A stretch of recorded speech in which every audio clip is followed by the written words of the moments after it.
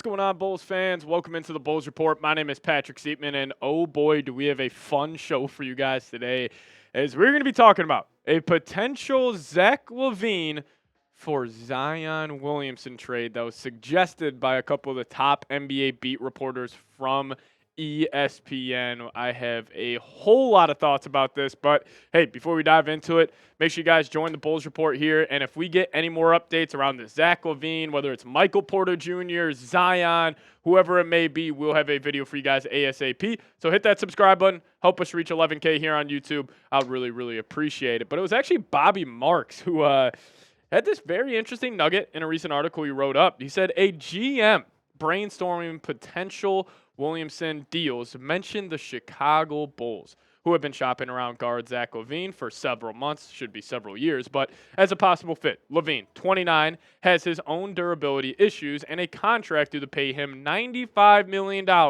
over the next 2 seasons. But he has reminded the league of his talent level by averaging 22 points per game with a 63.4% true shooting percentage this season. And then the quote saying, "I bet Chicago would do that," the general manager said, of a hypothetical deal built around swapping Zion for Zach LaVine.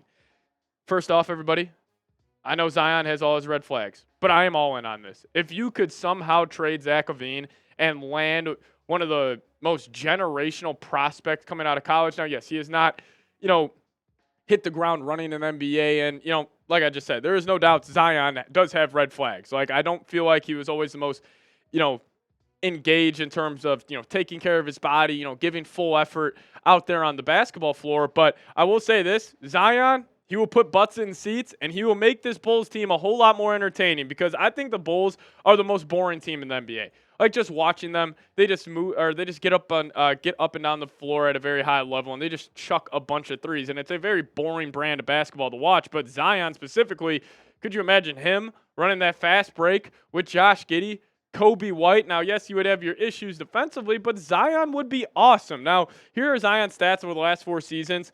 When he is healthy and he is locked in, he is one of the better players in the NBA. I mean, dating back to 2020, when he played 61 games, probably his best season of his NBA career, this man averaged 27 points per game, 7.2 rebounds, just under 4 assists, and he shot 61% of the field. And then even dating back to 2023-24 season, 23 a game, 5 assists, 6 rebounds, 57% from the field. I actually love what the Pelicans did, playing Zion more in that point forward role, which he is actually a very underrated playmaker. You guys see the assists per game over the last 4 years going up every single year. So, listen, I know the red flags. I know Zion, people kind of have a bad taste in their mouth on his recent NBA performance, but when he was locked in, when he is giving 110% effort, he is truly one of the better players in the NBA. And with where the Bulls are at right now, why not take a flyer on a guy like Zion over Michael Porter Jr.? Because MPJ, great basketball player, one of the best play finishers we have in the league. He's one of the best spot-up players in the NBA right now. But if you would add a guy like Zion, let's just say he kind of locks it back in, he gets back to that guy that we saw at Duke and at certain stints here in the NBA, you truly could have a blue-chip player. And if I had to go dream off-season here, you trade LaVine for Zion. Zion doesn't play the rest of the season. The Bulls land a top 10 pick. And then what if you get Cooper Flag? What if we are just a couple moves away where it's like Josh Giddey, Kobe White, Zion, Cooper Flag, and Jalen Smith at the 5 spot, and that's our starting 5? That would be one of the more entertaining teams in the NBA. But Zion, he's missed a lot of time. And, the games played over the last 5 seasons, it's just, not good. Never playing over 71 games in an entire season.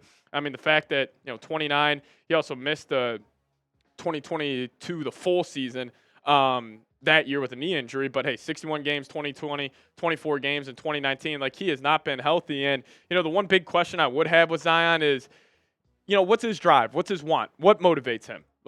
Does he want to be great? Does he want to win a championship? I really do not know that, because, Zion's one of those guys. He's got all the talent in the world, but again, I just don't know if he's fully locked in. So the hypothetical trade would be for Zion, just a straight up swap for Zach LaVine. It would end up working out, contract wise there. But I mean, I'll ask you guys, give me an A for accept or a D for decline down below in the comment section. Would you accept a trade of Zach LaVine for Zion Williamson? Let me know your thoughts down below. Now, I do want to give you guys my thoughts on the Bulls-Hornets game last night, just around the corner. But first off, got to tell you guys about today's sponsor, and that is Prize Picks. Now, if you guys download the app today and use code CLNS, you guys will get $50 instantly after you play your first $5 lineup. Download the app today. Use promo code CLNS. Get $50 instantly after you play your first $5 lineup. Now, what is Prize Picks? Prize Picks is the best place to get real money sports action. With over 10 million members and billions of dollars in awarded winnings, Prize Picks has made daily fantasy sports accessible to all. You just pick more or less on at least 2 players for a shot to win up to 1,000 times your cash. Run your game all season long on Prize Picks. Now, like I was just saying, the Bulls, I think they're one of the most boring teams in the NBA. So if you guys want to, increase your viewing experience when you're watching the Bulls play, Prize Picks is the best way to do so. But they also got hockey, football, so take advantage. If you guys want to create a lineup for a Bears game, a Chicago Blackhawks game, Prize Picks is the best way to do so. Almost every single sports game I watch, I have a Prize Picks lineup to go along with it. And plus, it allows you guys to put some cash in your back pocket. But download the app today. Plug in that promo code, CLNS. Get $50 instantly after you play your first $5 lineup. Download the Prize Picks app today.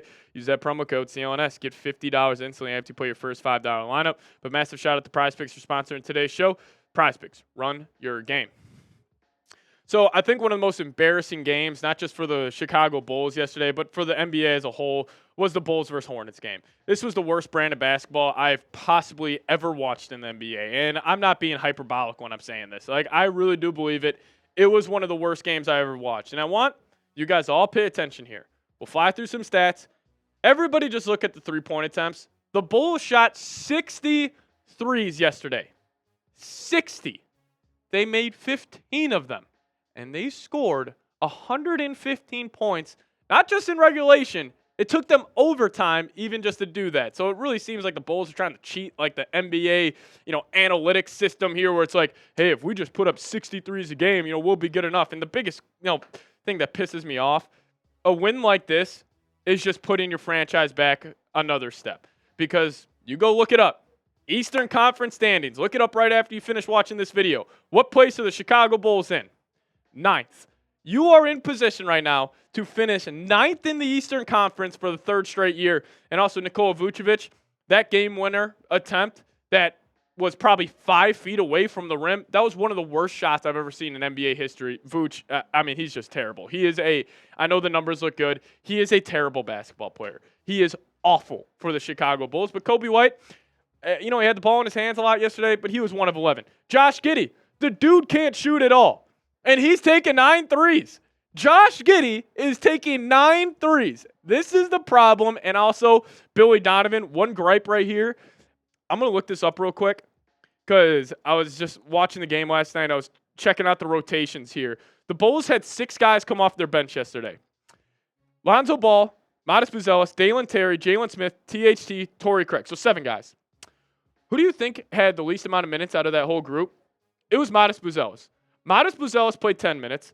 Lonzo Ball played 25. Dalen frickin' Terry played 20.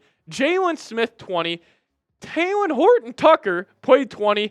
And Torrey Craig, who was 5 of 7 from 3, by the way, he played 22 minutes. What's the goal? What are we trying to accomplish? This team stinks. This organization stinks. It is a joke out there. And, I will say, I love watching Lonzo. Lonzo's been very fun to watch this year. It's great to see him back. Bulls, do this man is kind of a good service here. Trade him to a contender.